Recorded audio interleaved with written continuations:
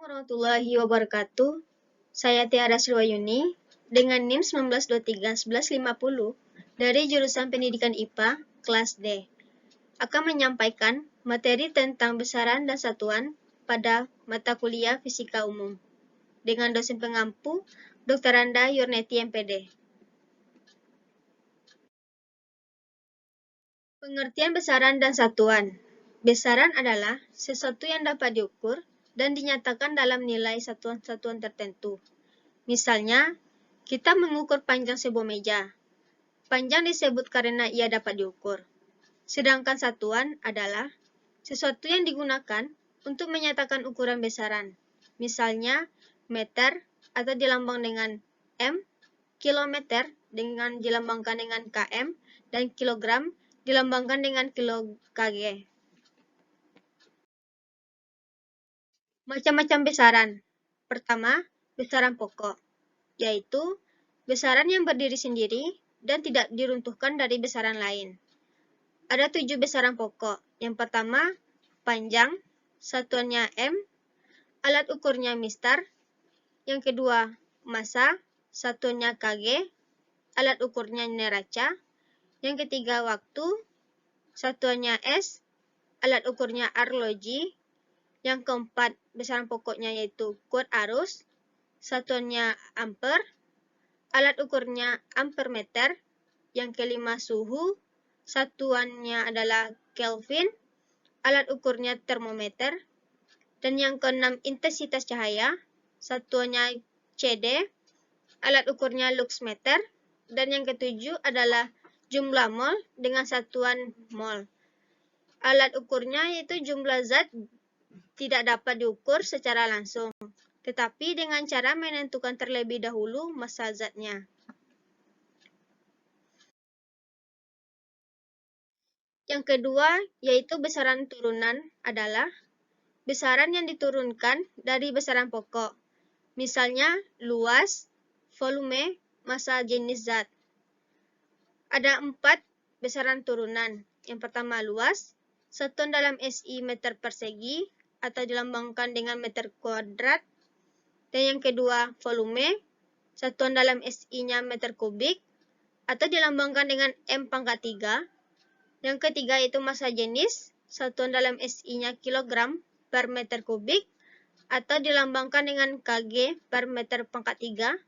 Dan yang keempat itu kecepatan, satuan dalam SI-nya meter per sekon atau dilambangkan dengan M per S. Selanjutnya itu jenis-jenis satuan. Terbagi dua, satuan baku dan tidak baku, satuan MKS dan CGS. Satuan baku adalah satuan yang dapat digunakan di seluruh dunia dan nilainya selalu sama. Misalnya, meter, kilogram, dan kilometer. Satuan tidak baku adalah satuan yang tidak ditetapkan sebagai satuan ilmiah. Satuan MKS seperti meter, kilogram, dan sekon. Satuan CGS seperti sentimeter, gram, dan sekon.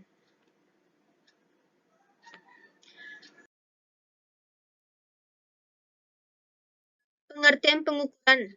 Pengukuran adalah membandingkan suatu besaran dengan besaran yang standar. Untuk alat ukur panjang seperti penggaris, jangka sorong, mikrometer sekrup.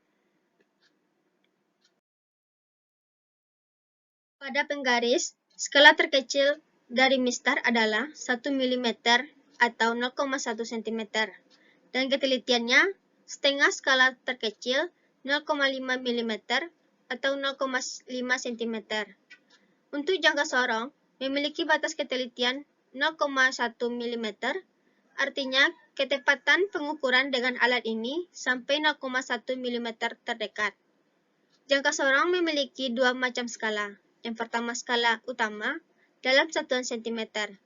Yang kedua skala nonius dalam satuan milimeter. Yang ketiga yaitu pengukuran pada mikrometer sekrup. Yang pertama itu skala utama terdiri dari skala 1 mm, 2 mm, 3 mm, dan seterusnya. Dan skala tengah 1,5 mm, 2,5 mm, 3,5 mm, dan seterusnya. Yang kedua itu skala putar, terdiri dari skala 1 sampai dengan 50.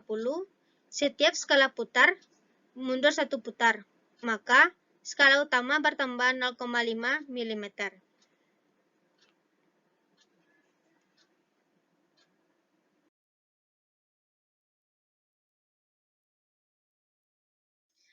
Selanjutnya alat ukur untuk massa, seperti timbangan, neraca, dan neraca lengan. Dalam kehidupan sehari-hari, massa benda juga dinyatakan dalam satuan-satuan lain, misalnya gram, miligram, dan ons untuk massa-massa kecil, ton, dan kuintal.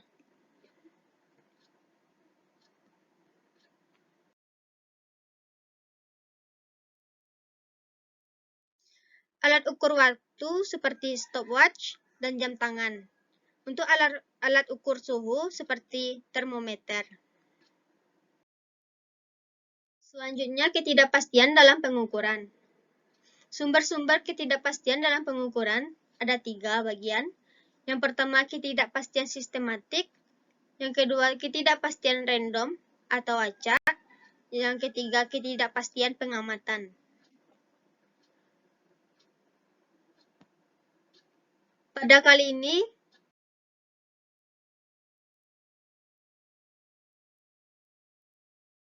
tepat, ketidakpastian pada alat. Yang ketiga, kesalahan 0. Yang keempat, kondisi yang tidak sesuai.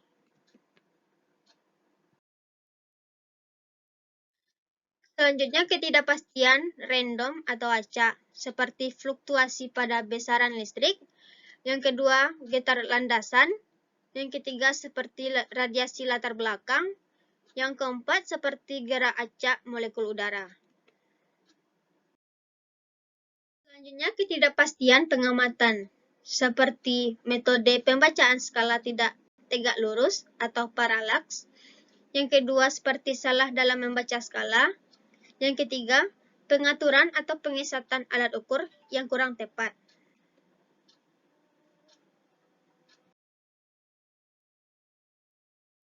Sekian dari saya. Apabila ada kekurangan dan kesalahan pada penyampaian materi, mohon maaf. Saya akhiri dengan Assalamualaikum warahmatullahi wabarakatuh.